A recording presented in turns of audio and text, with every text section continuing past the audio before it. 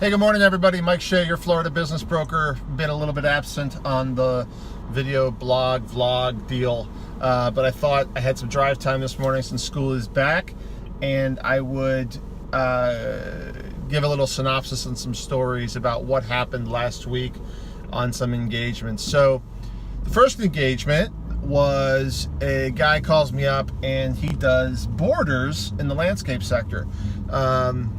61, wanting to sell his business, and calls me up. We talk for about an hour. I said, look, send me some preliminary financials. I'll do a quick valuation. So I get these financials, really strong business. It's showing about 300,000 revenue and pure profit right on the bottom line, 80,000, and a salary of like 30.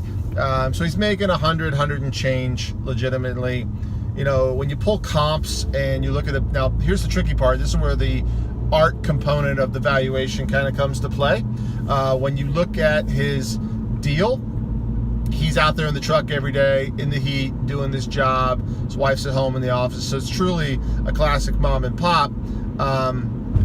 What makes this challenging is that becomes a discriminator to some regard. A lot of people at present, at least in the trend line with a good economy, don't want to be out there working that hard. So, you know, when you pulled his comps, he was sitting at about a 200, add up all the equipment, maybe a 225, maybe a little less, depending upon the financing package for the deal. And that shocked him. So out of the blue, he called when we were on the phone giving him the valuation. He says, wow, I think I need to keep it. Now, mind you, he's 61 and he's tired. He's calling me. And I said, well, okay, talk to me about that. And he says, well, I got another $50,000 in cash that I don't report. Therein lies the problems, people.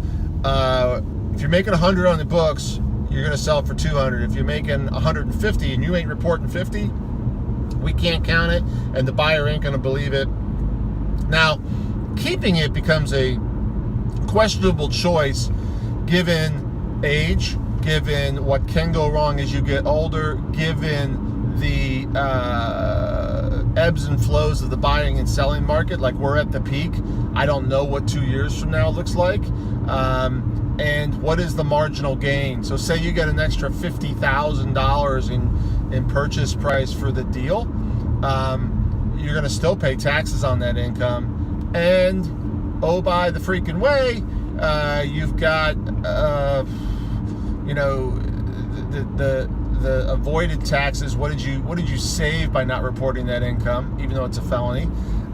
So you got to really weigh that out. What is the benefit? But the bigger issue is, are you going to be able to keep the business growing? Because as you get older, you get more tired, and it's harder to sustain. And when you're in an upswing, given the economy, your business may turn and go downward and have a negative net impact on the sales price. So interesting dilemma on that one.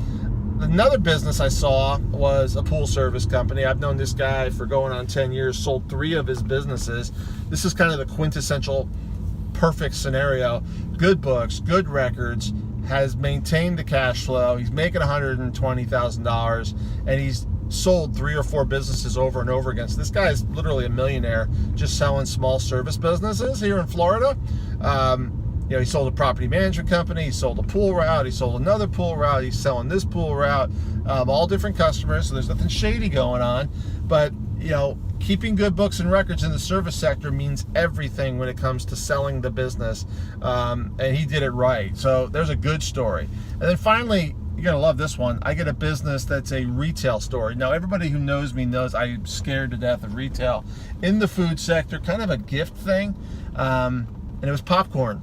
And good little business, lots of build out, good product, but the guy does it part-time.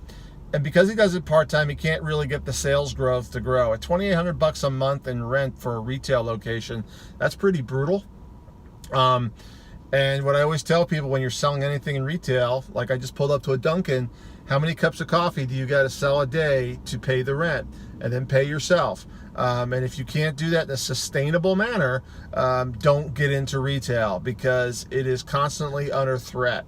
And his wasn't a staple food like a Dunkin' Donuts or something like that. This was a gift, a product that's sold and gifted, put in a package, and it's a nice to have thing. So sustainability on sales is going to be hard. So, 3 different businesses, 3 different categories. The opportunities in each are different. Like in that popcorn business, I could see somebody buying that build out, using that revenue stream, because he's doing about 70 grand in revenue, believe it or not, on a really, really high margin sale item. It's just getting eat up in cost of goods. Add some services, add some product, maybe put some coffee pastries in there, make it like a breakfast place, expand the product line, and you could probably make a go of it, given the location. Anyways, for this and more on business here in Orlando, 321-287-0349, or visit me at